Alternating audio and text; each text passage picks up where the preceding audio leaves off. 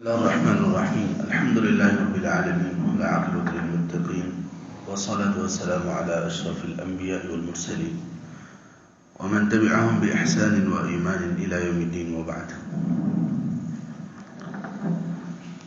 سورۃ الکہف کی ابتدائی آیات کی تلاوت ہم نے سنی.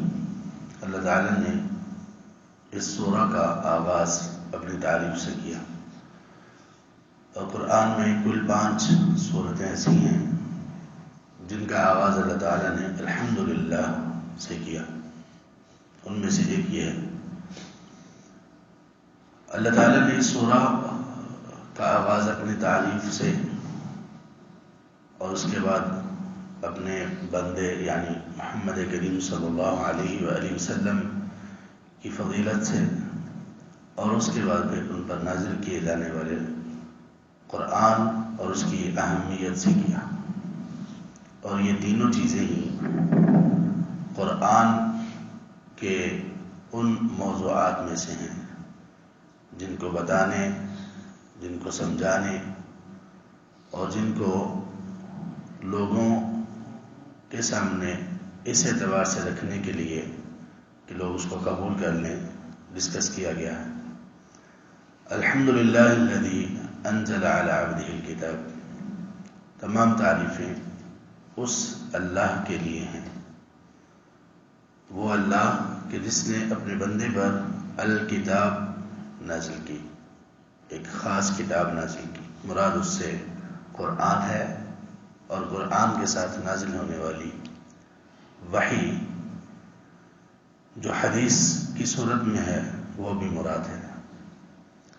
اور یہ کتاب سے مراد یا کتاب اللہ سے مراد قرآن کے ساتھ حدیث کو لینا، یہ خود جناب رسول کریم صلی اللہ علیہ وآلہ وسلم کا اپنا فرمان ہے.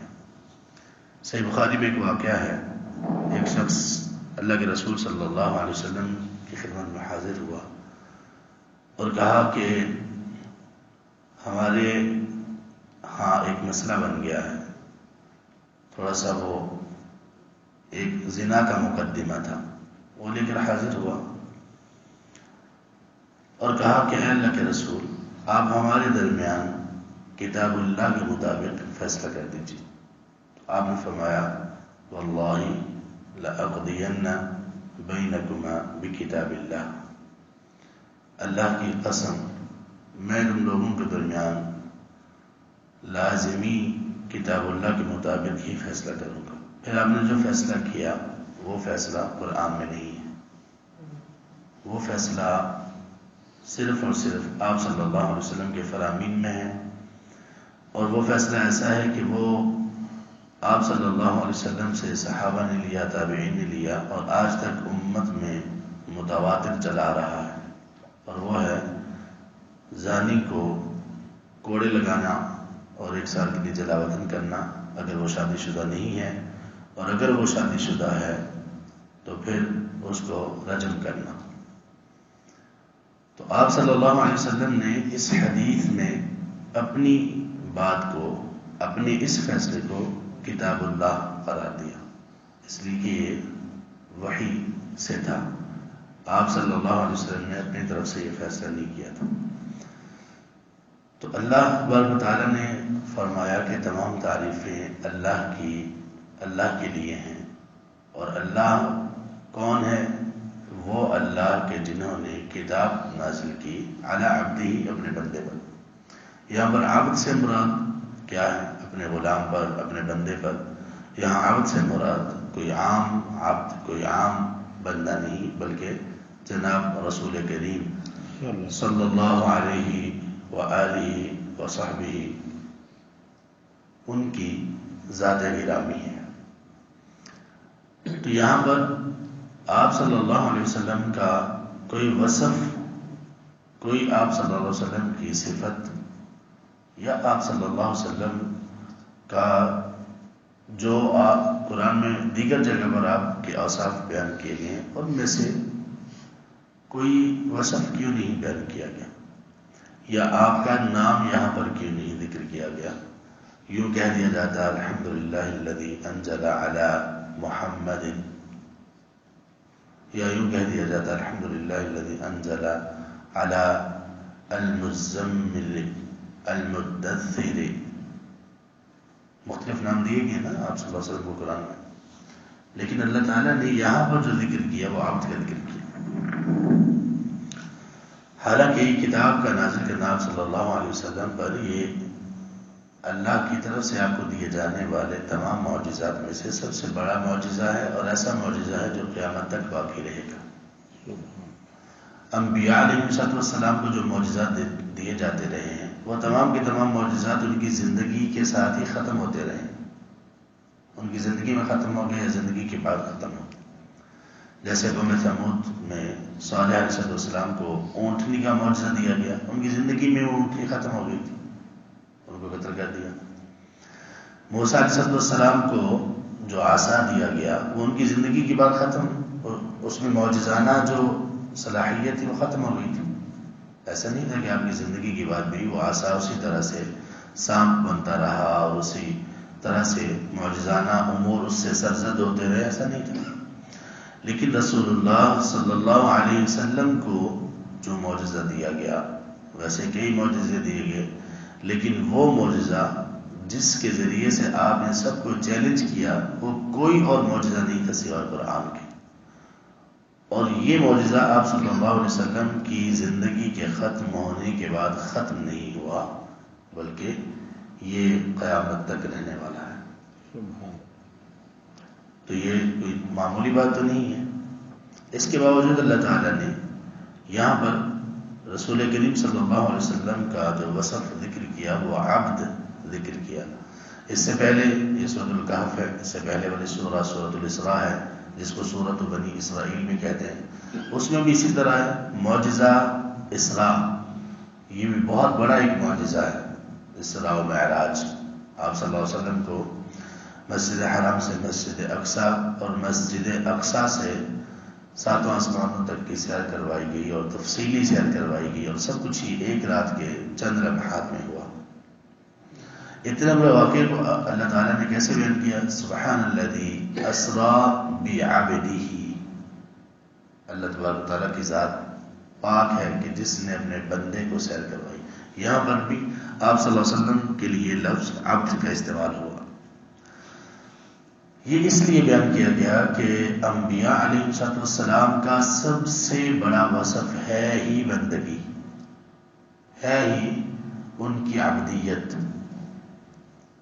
سارے کے سارے ہم اللہ کے غلام اور بندے ہیں، لیکن انبیاء علیہ السلام کی فضیلت، ان کی بڑائی، ان کا شرف یہ ہے کہ وہ بندگی میں تمام بندوں سے بلکہ تمام مخلوقات سے آگے فائق اور ان سے کہیں زیادہ اللہ تبارک و تعالیٰ کی بندگی میں آگے بڑھے ہوئے. اور رسول کریم صلی اللہ علیہ وسلم وہ تو سید الاولین والآخرین، امام الانبیاء والمرسلین ہیں، وہ تو تمام مخلوقات کے سردار ہیں. اللہ تبارک و تعالیٰ کی مخلوقات میں سب سے اعلیٰ اور بالا مخلوق اللہ تبارک و تعالیٰ کی آپ کی یہ حبیب اور خلیل محمد کریم صلی اللہ علیہ وسلم ہے. تو اللہ تعالیٰ نے جہاں پر بڑے بڑے واقعات کا ذکر قرآن میں کیا، وہاں پر اپنے رسول کا نہ ہی نام ذکر کیا، نہ ہی ان کا کوئی اور وصف ذکر کیا، بلکہ ان کا بندہ ہونا یہ ذکر کیا کہ وصف بندگی سب سے بڑھ کر اور سب سے بہترین ہوتا ہے. اس سے یہ معلوم ہمیں ہوا کہ اللہ تبارک و تعالیٰ کا قرب اگر ہم حاصل کرنا چاہتے ہیں تو ہمیں اپنے اندر بندگی پیدا کرنی چاہیے، غلامی پیدا کرنی چاہیے، بندوں جیسی صفات اپنے اندر پیدا کرنی چاہیے، یعنی غلاموں جیسی صفات اپنے اندر پیدا کرنی چاہیے اپنے اللہ کے لیے. غلام اپنے آقا کا وفادار ہوتا ہے، ہمیں اللہ کا، اللہ کے دین، اللہ کے رسول صلی اللہ علیہ وسلم کا وفادار ہونا چاہیے. غلام اپنے آقا کا ادب و احترام اس میں فائق ہوتا ہے، ہمیں ادب و احترام کا خیال رکھنا چاہیے. غلام اپنے آقا کو راضی کرنے کے لیے، خوش کرنے کے لیے کوئی کسر نہیں اٹھا رکھتا، ہمیں بھی ایسے ہی کرنا چاہیے. غلام اپنے آقا کے سامنے عاجزی، انکساری، بندگی اس طرح سے پیش آتا ہے. اللہ تعالیٰ کے سامنے بھی ہمیں اسی طرح سے پیش آنا چاہیے. غلام کبھی اپنے آقا کے مقابلے میں اپنی مرضی نہیں کرتا. ہمیں کبھی بھی اللہ کے مقابلے میں یعنی اللہ تبارک و تعالیٰ کے فرامین کے مقابلے میں اپنی مرضی نہیں کرنی چاہیے. بندگی دلانا ہے. غلام کبھی تکبر نہیں کرتا آقا کے سامنے. ہمیں بھی اللہ کی زمین پر رہتے ہوئے اللہ کے سامنے کسی بھی اعتبار سے، نہ بات چیت کے اعتبار سے، نہ کاسٹ کے اعتبار سے، نہ علم کے اعتبار سے، نہ صلاحیت کے اعتبار سے تکبر نہیں کرنا چاہیے. بندوں کو، غلاموں کو یہ چیزیں جچتی نہیں، اور خاص طور پہ جو بندے اللہ کے غلام ہوں ان کو تو یہ چیزیں بالکل ہی نہیں جچتی. تو یہ غلامی ہے جو ہمیں دنیا کے تمام غموں سے بھی آزاد کرتی ہے اور تمام دوسرے بندوں سے بھی ہمیں آزاد کر دیتی ہے. تو اللہ تبارک و تعالیٰ سے دعا یہ کرنی چاہیے. سبحان اللہ. اس دعا میں اور بھی بہت کچھ ہے. جو آیات ہم نے پڑھی ان میں آگے بھی بہت کچھ ہے. چند الفاظ ہی ہم انہی پر اکتفا کرتے ہیں. تو اللہ تبارک و تعالیٰ سے اس دعا کے ساتھ کہ اللہ تبارک و تعالیٰ ہمارے اندر بھی بندگی کو پیدا کر دے. اللہ ہمیں بھی اپنا واقعی، حقیقی اور خالص بندہ بنا لے، اور یہ بندگی ہمارے رگ و پے میں اللہ بسا دے. اسی بندگی پر اور اس بندگی کی انتہائی خوبصورت اور انتہائی مخلصانہ کیفیت پر اللہ ہمیں زندگی عطا فرمائے، اور اسی پر بھی اللہ تعالیٰ ہمیں موت عطا فرمائے. سبحانک اللہم و بحمدک اشہد ان لا الہ الا انت استغفرک.